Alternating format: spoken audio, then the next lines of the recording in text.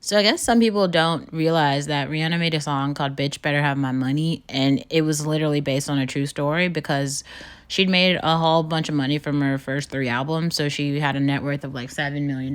But then her accountant basically was like literally watching her go broke. He like gave her all this bad advice. He was like, buy this house that she couldn't afford and do this, and kept giving her, like, literally just watching her go broke. And so she sued, and then I think got him to give the money back. But she was literally that, like, when that song came out, she was like broke, like she was like really broke, and it was because of what her accountant like was not managing the books right.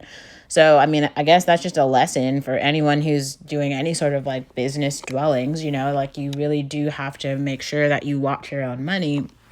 And I think having financial advisors and a diversified portfolio is really important. But you just can't live beyond your means. Like a lot of these celebrities, they look like they're just doing all of these things and everything's going well.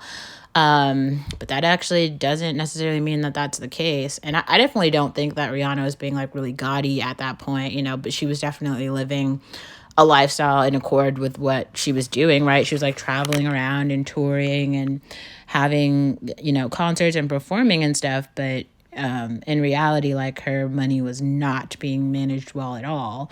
And so I think she learned a very valuable lesson from that she has to like manage her own money and have a seriously trustworthy team behind her. I think I just read this too, like Tyler Perry fired his entire accounting staff because they lost him like $9 million. Like they made some critical error where they just $9 million, like they just let it like go, and that's, it's like, it's really sad, like when people watch black people start to do well and then they just do all of this like shady shit to kind of like make their money go away. And it doesn't really matter how rich Tyler Perry is, like $9 million is still a lot of money. Like that's more money than most people will see in their entire lifetimes.